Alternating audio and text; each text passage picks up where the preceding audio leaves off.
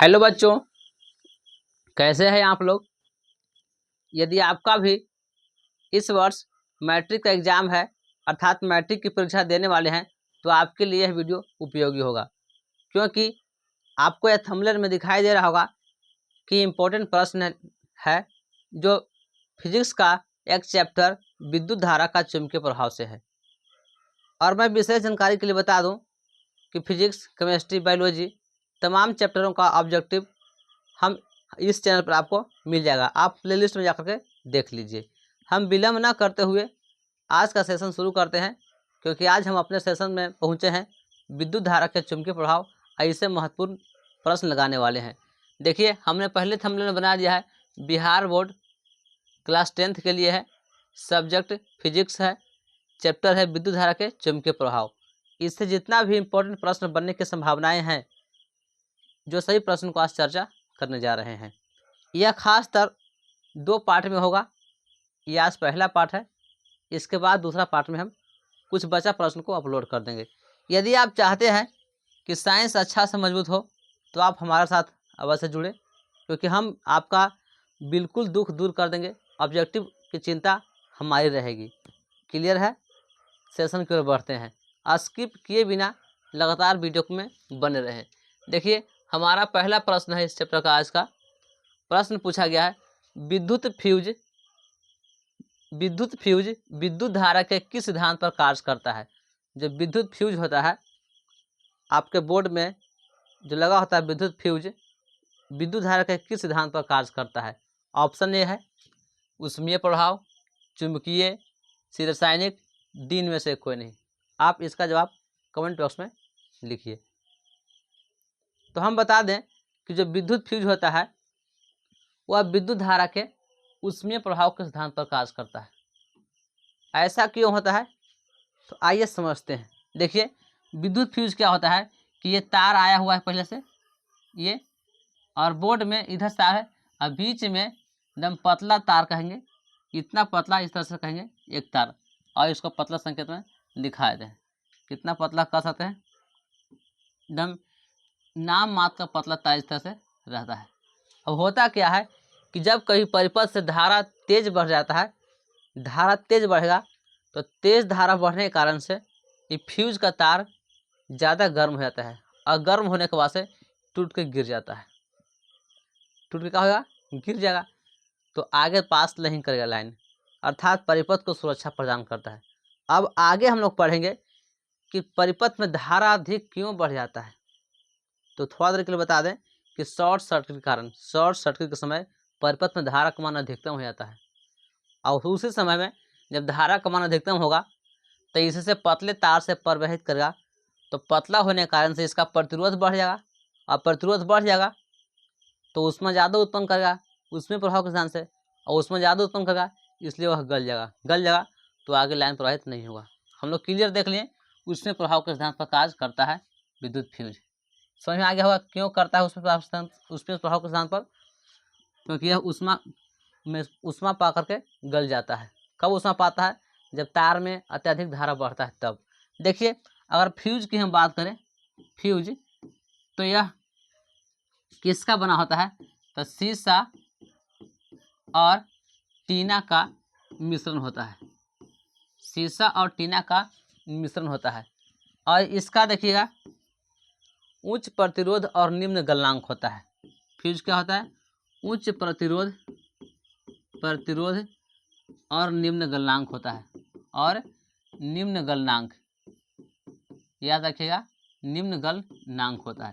तो फ्यूज से और भी प्रश्न पूछेंगे। फ्यूज जुड़ता है, हमेशा फ्यूज जुड़ता है श्रेणी क्रम में जुड़ता है, श्रेणी क्रम में जोड़ते हैं फ्यूज को, और हमेशा इसको गर्म तार में प्रयोग करते हैं, गर्म तार में इसका प्रयोग करते हैं। तो फ्यूज से इतने ही प्रश्न बनेंगे आपको। फ्यूज किसका बना होता है, तो शीशा और टीना का बना होता है। यह उच्च प्रतिरोध और निम्न गलनांक के सिद्धांत पर कार्य करता है। श्रेणी कहेंगे तो श्रेणी क्रम में जुड़ता है तार में, किस क्रम में, श्रेणी क्रम में, किस तार में, तो गर्म तार में जुड़ता है। यहाँ विद्युत धारा के उसमें प्रभाव के सिद्धांत पर कार्य कर रहा है। इतना फ्यूज से आपके प्रश्न ऑब्जेक्टिव, अगर आप इससे ज़्यादा एक्स्ट्रा आते हैं तो आपसे बन जाएगा। क्लियर है? चलते हैं अगला प्रश्न की ओर। देखिए, हम ना इसमें एक ऑब्जेक्टिव प्रश्न को जितना भी ऑप्शन है या उसके संभावनाएं बनने वाले हैं सभी पर विश्लेषण करने वाले हैं, इसलिए आप निडर होकर देखिए और साथ साथ नोट भी कर लीजिएगा। यदि आप चाहते हैं कि PDF भी मिले तो कमेंट बॉक्स में लिखिए, हम आपको PDF या नोट्स प्रोवाइड करवा देंगे। चलिए आते हैं अगला प्रश्न पर। दूसरा प्रश्न हमारा है, देखिए प्रश्न पूछा गया है कि 1 किलोवाट घंटा किसके बराबर होता है। ये प्रश्न कई बार पूछे गए हैं। बच्चे क्या करते हैं, याद कर लेते हैं, रट जाते हैं, कभी कभी रटने के बाद भी कंफ्यूज हो जाते हैं ऑप्शन देख करके। तो उसको हम सिखाएंगे कैसे इसको दिमाग में सेट रखना है कंफ्यूज होने के बाद भी। देखिए पूछा गया है 1 किलोवाट घंटा किसके बराबर होता है, अर्थात पूछा है कि 1 किलोवाट घंटा में कितने जूल होता है। देखिए जूल में इस ऑप्शन है जूल होता है, तो हम आगे समझाते हैं। देखिए अगर देखा जाए 1 किलोवाट 1 किलोवाट घंटा 1 किलोवाट घंटा यानी 1 किलोवाट घंटा भी हटा देते हैं, खाली देखते हैं 1 किलोवाट, तो इसमें होता है 1000 वाट। कितना होता है 1000 वाट। अब 1 घंटा में कहें तो 1 घंटा में 3600 सेकेंड 3600 सेकेंड होता है, सेकेंड में बदलिएगा तो 1 घंटा को 3600 सेकेंड।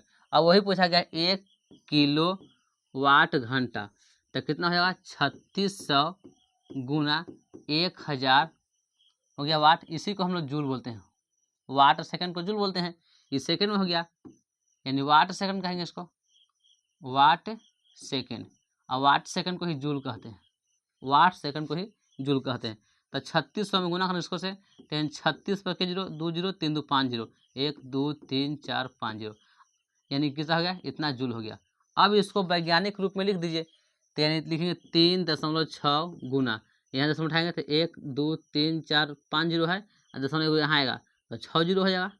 कितना जीरो होगा 6 0, यानी दशमलव अभी यहाँ नहीं बैठेगा, अभी यहाँ से हटाना पड़ेगा, लिखेंगे तब, यानी 3 3600 गुना 1000 हो गया। और यहाँ करेंगे तो 306 गुना 10 के पावर में 3 को 2 5 को 1 दशमलव बड़ा 6 को, इतना जूल। अब दिमाग में इसको आप सेट रखिए कैसे आया से, क्लियर है। देखिए आपका ऑप्शन कौन होगा, सी होगा 3.6 गुना 10 के पावर 6 जूल। 3.6 गुना 10 के पावर 6 जूल होता है। जूल किसको बोलेंगे, तो वाट सेकंड को ही जूल कहा गया है, क्लियर है, याद रखिएगा। 1 किलो में कितना वाट, तो 1000 वाट। 1 घंटा में कितना सेकंड, तो 3600 सेकंड। और 1 किलोवाट घंटा कहा गया तो 3600 गुने 1000 वाट सेकंड, और 1000 में 3600 गुना करें तो 3.6 गुना 10 के पावर 6 जूल आ गया। चलते हैं अगला प्रश्न की ओर। देखिए अगला प्रश्न पूछा गया आपसे, जितने ही प्रश्न है ना सभी प्रश्न महत्वपूर्ण होने वाले हैं। एक भी प्रश्न आपसे स्किप कर जाता है तो शायद एग्जाम में चूक जाइएगा, क्योंकि हमने सभी प्रश्न उनके साथ साथ आसपास बनने वाले सभी पर विश्लेषण कर रहे हैं। अगला प्रश्न देखिए, विद्युत घंटी किस प्रभाव पर कार्य करती है। जो विद्युत घंटी होती है यानी कहेंगे इलेक्ट्रिक वेल किस सिद्धांत पर कार्य करती है। आपका ऑप्शन है ऊष्मीय प्रभाव, विरसानिक प्रभाव, से चुंबकीय प्रभाव, डी में से कोई नहीं।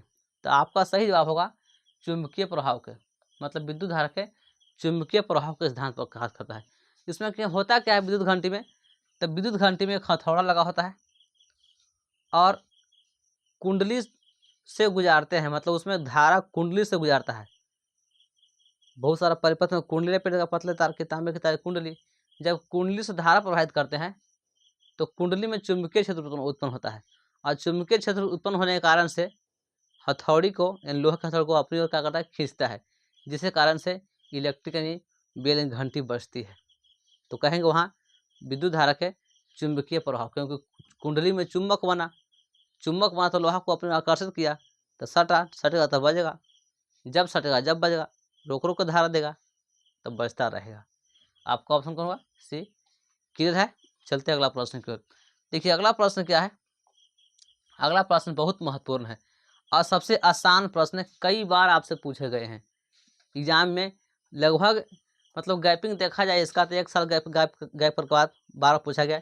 अब प्रैक्टिस सेट आप किए होंगे तो हर बार प्रैक्टिस सेट में आपको मिला होगा। साइंस में प्रश्न कराए कि लघु पतन के समय परिपथ में विद्युत धारा का मान होता है।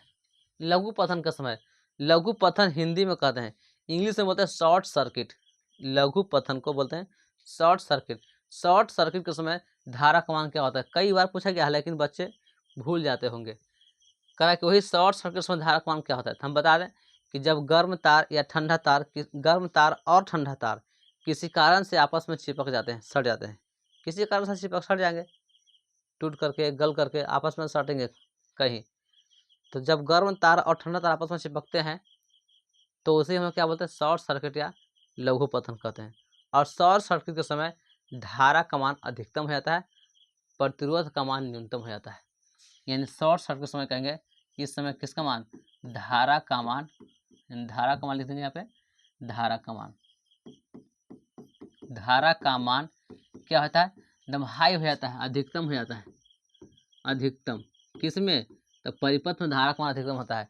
और प्रतिरोध का मान पूछेंगे, प्रतिरोध तो एकदम न्यूनतम हो जाएगा, प्रतिरोध का मान न्यूनतम कहेंगे या शून्य कह सकते हैं, न्यूनतम या शून्य कह सकते हैं, प्रतिरोध का मान कम हो जाता है। तो प्रश्न ही पूछा गया है लघु पतन के समय परिपथ में धारा का मान होता है, ऑप्शन देख लेते हैं, बहुत कम, गलत जवाब, परिवर्तन नहीं, गलत जवाब, परिवर्तन होता है, बहुत अधिक बढ़ जाता है, तो आपका ऑप्शन का सी, बहुत अधिक बढ़ जाता है, ये है।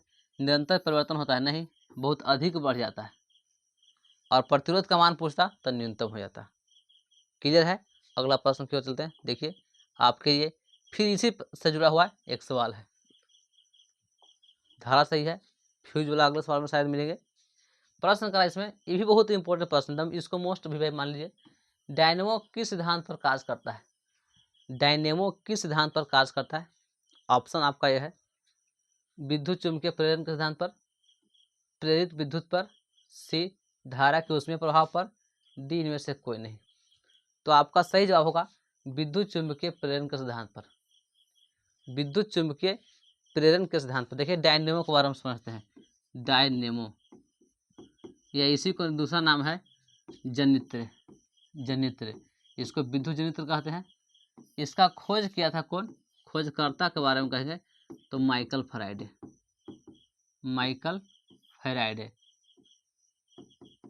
ने किया था। किसने खोज किया था, माइकल फैराडे ने। सिद्धांत इसका क्या है, सिद्धांत तो यह विद्युत धारा के कहेंगे विद्युत चुंबकीय प्रेरण के सिद्धांत पर काम करता है। सिद्धांत किस सिद्धांत है, तो विद्युत चुंबकीय प्रेरण के सिद्धांत पर, विद्युत चुंबकीय प्रेरण के सिद्धांत पर कार्य करता है। अब यह काम करता है, एक कार्य, तो यह यांत्रिक ऊर्जा को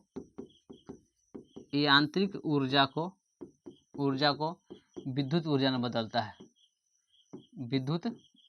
बदलता है, तो डायनेमो से इतना प्रश्न आपसे कई पूछ सकते हैं। एक प्रश्न और, डायनेमो कौन से धारा उत्पन्न करता है, धारा कहेंगे तो एसी और डीसी दोनों उत्पन्न करेगा, एसी और डीसी दोनों। यदि पूर्ण वलय लगाते हैं, डायनेमो ने पूर्ण वलय लगाएंगे, इधर करते हैं इसको, पूर्ण वलय लगाएंगे, कैसा वलय लगाएंगे, पूर्ण वलय, तो आपको एसी प्राप्त होगा। यदि अर्ध वलय लगाएंगे तो डीसी प्राप्त होगा, अर्ध वलय। इसलिए याद रखिएगा कि डायनेमो ने दोनों धारा उत्पन्न होते हैं। क्लियर है। अब समझते हैं विद्युत धारा के विद्युत चुंबकीय प्रेरण सिद्धांत क्या है। विद्युत चुंबकीय प्रेरण का सिद्धांत क्या है, तो जब किसी कुंडली और चुंबक के बीच में आपेक्षिक गति होती है, चुंबक और कुंडली के बीच में आपेक्षिक गति होती है, तो कुंडली में कहिए कुंडली में एक विशेष प्रकार का धारा उत्पन्न होता है। इसे ही हम लोग बोलते हैं विद्युत चुंबकीय प्रेरण। विद्युत और कुंडली और चुंबक के बीच में प्रेरित हुआ है, गति हुआ, जिसके कारण से विद्युत धारा उत्पन्न होता है। क्लियर है। चलते अगला प्रश्न की ओर। प्रश्न देखिए, अगर इससे प्रश्न अगर पूछे जाएंगे तो आप क्लियर अवश्य उसको बना लीजिएगा, क्योंकि इतना विश्लेषण आपको कर दे रहे हैं, इतना शायद कोई करेगा, आपको बतलाएगा, इतना समझा के सीधे आंसर बतलाएगा। सभी लोग ऐसे ही करते हैं। अगला है डायनेमो से किस प्रकार की धारा प्राप्त होती है। देखिए यही प्रश्न आ गया। अब इस प्रश्न को आप खुद से बनाइए। डायनेमो किस प्रकार की धारा प्राप्त करता है, दृश्य धारा, प्रत्यावर्ती धारा, दोनों धाराएं, इनमें से कोई नहीं। तो दोनों धारा, दृश्य धारा डीसी कह दिए, डीसी, अब प्रत्यावर्ती धारा कह दिए एसी, और दोनों में प्राप्त करता है, एसी और डीसी दोनों। अभी तो चर्चा हम किए उसका। क्लियर है। आगे बढ़ा जाए। देखिए आगे बढ़ते हैं। आपका ऑप्शन तो हो गया यहाँ पे, दोनों उत्पन्न करता है। कभी कंफ्यूजन में मत रहिए कि ये उत्पन्न करता है, दोनों उत्पन्न करता है। चलिए अगला प्रश्न को देखते हैं। अगला प्रश्न क्या है? प्रश्न है, विद्युत बल्ब में कौन सी गैस भरी रहती है? विद्युतीय जो बल्ब होते हैं उस बल्ब में कौन सी गैस भरे होते हैं? तो चलिए एक बार विद्युत बल्ब का भी थोड़ा सा ऑपरेशन किया जाए। देखिए विद्युत बल्ब में क्या होता है। तो इस तरह संरचना होता है विद्युत बल्ब का। हम संरचना बना दें आसान से, लग रहा होगा घैला बना दिए, लेकिन समझिए कि विद्युत बल्ब ही है। यह है विद्युत बल्ब का, ठीक है, संरचना। इसमें देखिए ये कांच है, इसके अंदर अक्रिय गैस भरा होता है। कौन गैस है? अक्रिय या निष्क्रिय, अक्रिय या निष्क्रिय गैस। ये जो इसके अंदर तंतु है, तंतु ये टंगस्टन का होता है, टंगस्टन का बना होता है। तो इतना अगर प्रश्न पूछे जाते हैं, इधर ये होल्डर है, इधर स्पर्शक बटन 2 होता है, देखिएगा। तो ये तो बॉल का संरचना हो गया। ये कांच है, पारदर्शी होता है, इसके अंदर अक्रिय गैस भरता है। और यह तंतु किसका बनाता है? टंगस्टन का बनाता है। तंतु किसका? टंगस्टन एक धातु है, और टंगस्टन का संकेत होता है W। इसको बोलते हैं लैटिन नाम वोल्फ्राम कहते हैं, वोल्फ्राम। प्रश्न पे देखते हैं। प्रश्न कहा गया था विद्युत बल्ब में कौन सी गैस भरती है? तो निष्क्रिय गैस भरी होती है। आपका ऑप्शन सी। अब आप अवश्य पढ़े, जरूर पढ़े होंगे क्लास में, लॉन्ग वीडियो में, मतलब नहीं पढ़े तो वीडियो में देख लीजिए, प्लेलिस्ट में पड़ा हुआ है। यानी क्लास में पढ़े होंगे कि बल्ब के अंदर अक्रिय गैस का प्रयोग क्यों करते हैं। तो बताया था कि टंगस्टन एक धातु है, और धातु ऑक्सीजन से संपर्क करके ऑक्साइड बनाता है। यदि टंगस्टन के साथ ऑक्सीजन मिल जाता है तो टंगस्टन ऑक्साइड बनाएगा और तंतु टूट जाएगा। टंगस्टन ऑक्साइड बनने से रोकने के लिए ही अक्रिय गैस का प्रयोग करते हैं, कि कोई क्रिया नहीं करेगा टंगस्टन के साथ, शांति से चुप चले रहेगा। क्लियर है? अगला प्रश्न पर आइए चर्चा करते हैं। देखिए अगला प्रश्न है आज का 8वां प्रश्न पहुंचेंगे। प्रश्न पूछा गया है, भारत में उत्पादित प्रत्यावर्ती विद्युत धारा की आवृत्ति कितनी होती है? भारत में जो हम लोग के घरों में सप्लाई होती है धारा, उसकी आवृत्ति कितनी होती है? तो अगर भारत में घरेलू धारा का देखा जाए तो धारा देखिएगा इसमें, तो इसकी आवृत्ति होता है 50 हर्ट्ज। आवृत्ति याद रखिए कितना होता है? 50 हर्ट्ज। कितना होता है? 50 हर्ट्ज होता है। और इसमें देखा जाए इसका विभवांतर कितना होता है? विभवांतर तो 220 वोल्ट होता है। विभवांतर ठीक लिखे ना, 220 कितना होता है? 220। विभवांतर कितना होता है? 220। इसमें एक और पूछता है, विभवांतर कितना हो गया? 220। आवृत्ति कितना हो गया? 50 हर्ट्ज। कितना हो गया? 50 हर्ट्ज। इसकी ध्रुवता पूछता है कर कि इसकी ध्रुवता कितना होता है? ध्रुवता, तो इसकी ध्रुवता 100 होता है। ध्रुवता कितना होता है? 100, मतलब 50 हर्ट्ज के दुगना कर देंगे। 50 हर्ट्ज कहने का मतलब 50 हर्ट्ज की आवृत्ति होता है 1 सेकंड में 50 बार धारा का मान महत्तम अधिकतम होगा और 50 बार न्यूनतम होगा। तो अधिकतम और न्यूनतम दोनों ध्रुवता कहलाता है। तो दोनों मिला कितना होगा? 100। जो आप के घरों में जो बल्ब जलता है, उस घर में जो बल्ब जलते हैं वो कंटिन्यू नहीं जलता है, 50 बार मिलता है, 50 बार बढ़ता है 1 सेकंड में। हम लोग अपनी आंखों से देख ही नहीं सकते हैं। यही कारण से मतलब 1 सेकंड के अंदर 50 बार मीझा, 50 बार बढ़ा। तो क्लियर है कि दिखाई नहीं दे पाएगा। हम लोग कहेंगे लगातार बोल रहा है, लगातार जलता रहा है। तो इसी को ही दोनों जोड़ देते हैं तो बोलते हैं ध्रुवता। ध्रुवता कितना होगा? 100। आवृत्ति कितना होगा? 50 हर्ट्ज। विभवांतर कितना होगा? 220 वोल्ट। क्लियर है? आपका ऑप्शन कौन होगा? देखिए ये हो गया 50 हर्ट्ज। आओ अगर प्रश्न आते हैं तो आगे हम चर्चा करेंगे। चलते हैं अगले प्रश्न की ओर। देखिए अगला प्रश्न क्या है, बढ़ जाता है, थोड़ा सा डिस्टर्ब कर रखा हूँ। चलिए अगला प्रश्न हमारा मिलेगा 8वां के बाद 9वां प्रश्न। पूछा जा रहा है कि हमारे देश में विद्युन्मय तार एवं उदासीन तार के बीच कितना विभवांतर होता है? अब थोड़ा तार आ गया है तो तार का भी ऑपरेशन करते हैं। तार के बारे में, विद्युतीय तार देखा जाए, अगर विद्युत तार के बारे में देखा जाए, विद्युत तार, तो अगर सबसे पहले इसमें रंग देखा जाए, रंग के हिसाब से तो 3 प्रकार का होता है। एक कहेंगे लाल रंग, दूसरा लाल तार, दूसरा कहेंगे काला तार, और तीसरा बोलेंगे हरा तार। हरा तार, लाल तार को ही हम लोग बोलते हैं विद्युन्मय तार। ये जो लिखा गया है ना विद्युन्मय, विद्युन्मय तार, किसको कहते हैं? लाल तार को। और काला तार को ही बोलते हैं उदासीन तार। उदासीन, उदासीन है, इसी को उदासीन कहते हैं। और हरा तार को बोलते हैं अर्थिंग, यानी अर्थ या ग्राउंडेड वायर कहेंगे, भू संपर्क तार।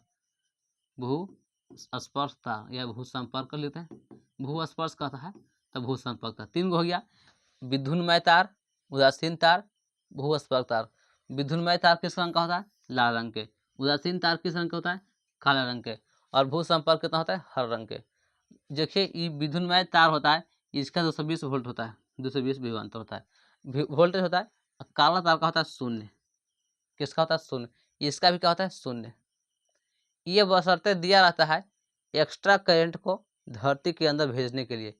कोई कोई उपकरण होते हैं, जैसे हमारे पास ये उपकरण है, लाइन लगातार कई घंटों इसका प्रयोग में लाएंगे तो इसके बॉडी पर कुछ धारा, एक्स्ट्रा धारा चलाता है, और वही धारा हम छुएंगे अपने हाथों से तो धारा हमारे अंदर आएगा और हमें महसूस होगा। इसी को कम करने के लिए, मतलब खत्म करने के लिए, पलक में देखिएगा 3 गो इस तरह से खोसा होता है। पलक में 3 गो रहता है इस तरह से, ये 2 तो खोसे। इसका प्रयोग क्यों होता है? इसका प्रयोग इसी के लिए होता है, भू संपर्क के लिए, हरा तार के लिए होता है, ताकि जो भी शॉर्ट हो कोई उपकरण में से खोसेंगे तो लेकर चल जाएगा वो, अब बोर्ड से पोल पर ले जाएगा, पोल से उधर। हालांकि समांतर लोग घर में जोड़ते नहीं है। तो खैर आगे हम बढ़ते हैं। अब इसका करा के विद्युन्मय तार और उदासीन तार के बीच कितना विभवांतर, तो दोनों के बीच विभवांतर मतलब अंतर देखिए, 220 और 0 का अंतर कितना होगा? 220। तो आपका ऑप्शन कितना हो जाएगा? 220। कहाँ ऑप्शन है? सी 220। क्लियर है? तो तार कितने रंग का होगा, कौन कौन रंग का होगा? क्लियर है ना? चलते हैं आगे की ओर। ये हरा तारा के बारे में नहीं समझते हैं तो वीडियो पड़ा हुआ है, आप लोग उसको अवश्य देख लें या कमेंट करें, हम आप वीडियो की लिंक दे देंगे। चलते हैं अगला प्रश्न की ओर। देखिए अगला प्रश्न क्या पूछा जा रहा है, विद्युन्मय तार किस रंग का होता है? देखिए प्रश्न आ गया। इस प्रश्न को बनाने में समय थोड़े लीजिएगा आप। विद्युन्मय तार किस रंग का होता है? लाल तार का, लाल रंग का होता है। विद्युन्मय तार किस रंग का? लाल रंग का। यही पूछा उदासीन, उदासीन तो काला। अब भू संपर्क तार तो हरा, नीला तो कोई तार ही नहीं होता है। भले हम लोग प्रयोग करते हैं, कोड दिया गया है सुरक्षा के लिए कि कहीं भी कोई मिस्त्री गया है कोई सर्किट बनाने के लिए, कोई ट्रेन में चला गया या कहीं चला गया तो उसको बिना बताए पता कर रहा है कि कौन विद्युन्मय तार है, कौन उदासीन तार है, कौन ये भू संपर्क तार है। ना तो उसको बताया पड़ेगा कि ये है, वो है, बारे में बताया पड़ेगा सबको। जैसे आपके घर में होता ना है तो बताते ना है कि मेन है, ये गर्म है, वो ठंडा, बताते हैं ना। लेकिन आप सही से पहले जोड़ दीजिएगा तो कोई आएगा, कोई आकर बता देगा। जैसे हमारे पास इसके अंदर तार सर्किट होगा तो मिस्त्री खोलेगा, देख लेगा कौन काला है, कौन लाल है, कौन, पता करके बता देगा उसमें। चलिए आगे बढ़ते हैं अगला प्रश्न की ओर। देखिए अगला प्रश्न क्या पूछा जा रहा है, प्रश्न है घरेलू विद्युत परिपथ में उदासीन तार का रंग होता है। फिर देखिए उदासीन तार का किस रंग के होते हैं? उदासीन पूछा गया, उदासीन, उदासीन काला रंग का होता है। घरेलू परिपथ में जो उदासीन होता है काले रंग के होते हैं। क्लियर है?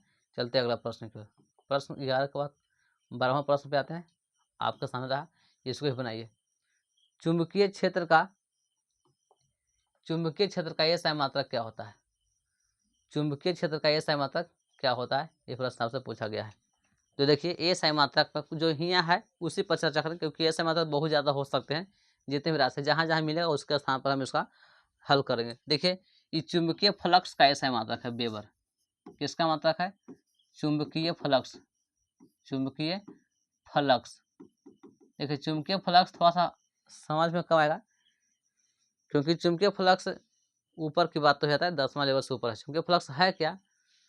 तो चुंबकीय क्षेत्र रेखा किसी क्षेत्रफल से गुजरता है तो उसकी संख्या को चुंबकीय फ्लक्स कहते हैं। खैर आगे समझा देंगे अभी वीडियो में। अगला टेस्ला, यही है चुंबकीय क्षेत्र का SI मात्रक। चुंबकीय क्षेत्र का SI मात्रक, क्षेत्र का SI मात्रक कौन है? टेस्ला है। अगला फैराडे, फैराडे किसका मात्रक होगा? अनुमान लगाइए, फैराडे किसका मात्रक होगा? तो संधारित्र का। किसका होता है? संधारित्र का, संधारित्र, फैराडे उसको बोलते हैं। 5 माइक्रो फैराड उसको बोलते हैं, फैराडे नहीं, फैराड। जैसे आप कभी कभी देखा हो कैपेसिटर, देखा हो ना इस तरह से पंखा में जो लगा होता है इस तरह से कंडेंसर, इस कंडेंसर पर लिखा होता है 3.15 माइक्रोफैराड म्यू लिखा होता है, या 4 माइक्रोफैराड, इधर रहेगा माइक्रोफैराड। ये फैराड किसका मात्रक है? तो ही संधारित्र यानी धारिता का ऐसा मात्रक, संधारित नहीं धारिता का ऐसा मात्रक, धारिता का ऐसा मात्रक, या संधारित ही कहते हैं उसको, धारिता संधारित, इसलिए संधारित या धारिता का संधारित, संधारित्र, इनमें से कोई तो होगा नहीं। तो पूछा किसका? चुंबकीय क्षेत्र का ऐसा मात्रक, तो कौन हो गया? टेस्ला। टेस्ला किसका मात्रक है? चुंबकीय क्षेत्र का ऐसा मात्रक। क्लियर है? आगे प्रश्न की ओर बढ़ते हैं।